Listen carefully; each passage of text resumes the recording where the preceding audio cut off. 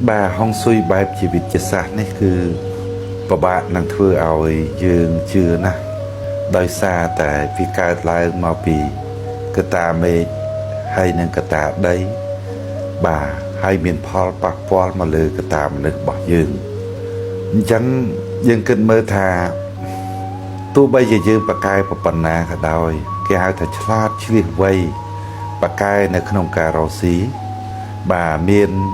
ចំណេះមានជំនាញហើយក៏ដោយបើសិនជាយើងមិនជឿទៅលើកតាមេឃនិងកតាដីក៏ជាហេតុដែលធ្វើឲ្យយើងមិនបានរៀបចំផ្ទះរបស់យើងនោះឲ្យបានល្អពាក្យថារៀបចំផ្ទះឲ្យបានល្អនេះមានន័យថារៀបចំផ្ទះឲ្យមានហុងស៊ុយល្អធ្វើឲ្យធម្មពលនៅក្នុងផ្ទះនោះបាទជួយយើងបានដែលធ្វើឲ្យយើងមានរិស័យខ្ពស់ធ្វើឲ្យយើងបាទមានងើហេងល្អធ្វើឲ្យយើងមានយុអ៊ុនឡើងបាទអញ្ចឹងត្រង់នេះបងប្អូនជឿមិនជឿបងប្អូនអាចពិសោធន៍បានតាពេលខ្លះបងប្អូនយើងគិតមើលថ្ងៃខ្លះក៏យើងជាថ្ងៃខ្លះក៏យើងឈឺថ្ងៃខ្លះក៏យើងបាទរលុយបានខ្លះមិនបានខ្លះសួរថាពេលដែលបានមកហើយលុយនោះក៏ចេញទៅវិញបាទពេលខ្លះទៀតធ្វើឲ្យយើងឈឺពេលខ្លះទៀតធ្វើឲ្យប្រពន្ធហើយនឹងប្តីនោះបាទគេហៅថាខ្វែងកំណត់គ្នាគឺមានចិត្តល្អកកជាមួយគ្នាយួនស្រឡាញ់ជួនស្អប់ចង់និយាយបាទគឺកើតឡើងពីធម្មពលនៅក្នុងផ្ទះនោះមានន័យថាតើកាលណាដែលមានវិញ្ញាណមិនល្អចូលមកនៅក្នុងផ្ទះរបស់យើងបានវិញ្ញាណមិនល្អនោះហើយដែលបាទធ្វើឲ្យយើងមានអារម្មណ៍គិតបែបនេះអញ្ចឹងយើងដឹងហើយថាលទ្ធផលគឺកើតចេញមកពីការគិតរបស់យើងបើយើងគិតត្រូវបាទបានលទ្ធផលល្អបើយើងគិតមិនត្រូវយើងបានលទ្ធផលមិនល្អអញ្ចឹងសួរថាការគិតរបស់យើងវាកើតចេញមកពីអារម្មណ៍របស់យើងវាកើតចេញមកពីវិញ្ញាណត្រង់នេះហើយបាទបងប្អូននេះខ្ញុំនិយាយពីបាទកតាមេឃហើយនិងកតាដីដែលជំរុញឲ្យធម៌ពលមនុស្សយើងគឺវាមានបញ្ហាបែបអញ្ចឹងស្រឡាញ់ទៅជាមានអារម្មណ៍ថាស្អប់ដោយសារតែវិញ្ញាណនៅក្នុងផ្ទះនោះបើវិញ្ញាណមិនល្អគឺអូធ្វើឲ្យយើងច្បុកច្បល់ណាធ្វើឲ្យយើងច្បុកច្បល់ណាអញ្ចឹងបើបងប្អូនចង់ដឹងថាផ្ទះរបស់បងប្អូនជួយបងប្អូនបានមិនបានខ្ញុំអត់គិតលុយទេអាចខលមកខ្ញុំមក097 80 79 595 015 69 10គុត10គុត099 9គុត24 24បាទដើម្បីឲ្យយល់ឲ្យច្បាស់ថាតើអ្វីដែលលោកគ្រូនិយាយនេះវាពិតឬមួយក៏មិនពិតបងប្អូនអាចពិសោធន៍ដោយខ្លួនឯងបានថាផ្ទះអាចធ្វើឲ្យយើងមានអារម្មណ៍បែបអញ្ចឹងមែនអត់ហើយផ្ទះអាចជួយយើងបានមែនអត់យើងបងប្អូនគ្រាន់តែគិតមើលបន្តិចមើលថាពេលដែលបងប្អូនមកដល់ផ្ទះបងប្អូនមានអារម្មណ៍ថាម៉េចដែរមានអារម្មណ៍ថាដូចជាកក់ក្ដៅមែនទេមានអារម្មណ៍ថាដូចជាកក់ក្ដៅពេលដែលចូលមកដល់ក្នុងផ្ទះភ្លាមសីមាទី1ត្រូវបានការពារយើងចូលមកដល់ក្នុងផ្ទះបណ្ដៃទូផ្ទះរបស់យើងសីមាទី2បានការពារយើងប៉ុន្តែបើសិនជា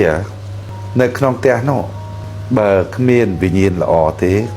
ពេលដែលយើងចូលមកដល់ក្នុងផ្ទះនោះភ្លាមគឺមានអារម្មណ៍ដូចជាគេហៅថាមួម៉ៅក្តៅក្រហាយមានអារម្មណ៍ដូចជារវើរវាយសពគ្រប់បែបយ៉ាងមានអារម្មណ៍ដូចជាចង់តែឆ្លោះមានអារម្មណ៍ដូចជាពិបាកចិត្ត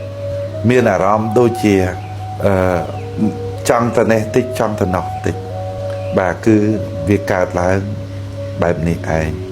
ជីវិតរបស់យើងគឺផ្ញើទៅលើផ្ទះទាំងក្រុមគ្រួសាររបស់យើងទាំងកូនរបស់យើងគិតមើលថាបើសិនជាផ្ទះនេះมันជួយយើងមែនជីវិតរបស់យើងទៅបែបណាមនុស្សដែលជាទីស្រឡាញ់របស់យើងនោះទៅបែបណាកូនរបស់យើងគាត់នឹងមានអនាគតទៅបែបណាកូនរបស់យើងកើតមកគឺរំពឹងមកលើយើងហើយយើង ដែលយើងមិនអាចទៅមុខរួចមានន័យថាជួបការលំបាកទាំងសុខភាពផ្លូវកាយសុខភាពផ្លូវចិត្តបាទធ្វើឲ្យយើងជួបតែវិបត្តិទាំងវិបត្តិហិរញ្ញវត្ថុផងទាំងដែលយើងមានន័យថាមិនដឹងកោះមិនដឹងត្រើយណាអត់មានគោលដៅដែលត្រូវកំណត់ថាត្រូវធ្វើអីមួយឲ្យជាក់លាក់ច្បាស់លាស់អញ្ចឹងហើយបើសិនជាយើងរៀបចំផ្ទះនោះឲ្យបានល្អប្រកបណាផ្ទះគឺជាអ្នកដែលកំណត់វាសនាយើងហើយនឹងកូនរបស់យើងអញ្ចឹងផ្ទះនេះគឺសំខាន់ណាស់ដែលបងប្អូនមិនអាចមើលរំលងបានក្បួនហុងស៊ុយបែបជាវិទ្យាសាស្ត្រនិយាយពីហុងស៊ុយផ្ទះសេដ្ឋីមានទ្រព្យនេះគឺជាក្បួនមួយដែលធ្វើឲ្យបងប្អូនយកទៅប្រើនៅក្នុងផ្ទះបានន័យថារៀបចំផ្ទះហើយធ្វើបងឲ្យបងប្អូនទី1គឺស្រស់ស្រាយទី2មកធ្វើឲ្យបងប្អូននឹងទទួលបានលៀបសក្ការៈតាមធម៌ពលដែលនៅក្នុងផ្ទះហ្នឹងគឺជួយយើងពេញទំហឹងហើយមានន័យថាយើងដូចជាមានអីមួយនៅក្នុងផ្ទះអញ្ចឹងជួយយើងខ្លាំងមែនទែនណាអញ្ចឹងដែលយើងដើរទៅទឹមគ្នាបានន័យថាធម៌ពលក្នុងផ្ទះនោះបាទជួយយើងបានពីរចំណែកធម៌ពលបានមកពីការដែលយើងរៀបចំទីជួអៀហើយនឹងហឹងកុមាររបស់យើងដែលយើងគោរពប្រតិបត្តិឲ្យបានត្រឹមត្រូវជួយយើងបានមកចំណែកទៀតចឹងឡើង3របស់3នេះហើយដែលនឹងស្ថិតនៅក្នុងខ្លួនរបស់យើងជាប់ជាប្រចាំដែលលោកគ្រូតែងតែហៅថាជាចង្ក្រានជើង3គឺប៉ាកែណាស់ខ្លាំងហើយនៅពេលដែលយើងរៀបចំហើយអ្វីគឺធ្វើឲ្យយើងបានសុខកាយសប្បាយចិត្តពេញមួយជីវិតរហូតតកូនតចៅបាទតែខ្ញុំនិយាយបែបនេះកុំអាលជឿបងប្អូនគ្រាន់តែខលមកលេខទូរស័ព្ទរបស់ខ្ញុំនោះឲ្យខ្ញុំម៉ែមើលនៅក្នុងផ្ទះនោះបែបណាហើយខ្ញុំនឹងនិយាយប្រាប់ទៅបងប្អូនវិញបងប្អូនយកទៅគិតពិចារណាដោយខ្លួនឯងតើអ្វីដែលខ្ញុំបាទនិយាយប្រាប់ទៅបងប្អូននោះពិតឬមួយក៏មិនពិតនេះគឺជាក្បួនបាទពិតប្រាកដដែលនិយាយពីក្បួននៅក្នុងផ្ទះ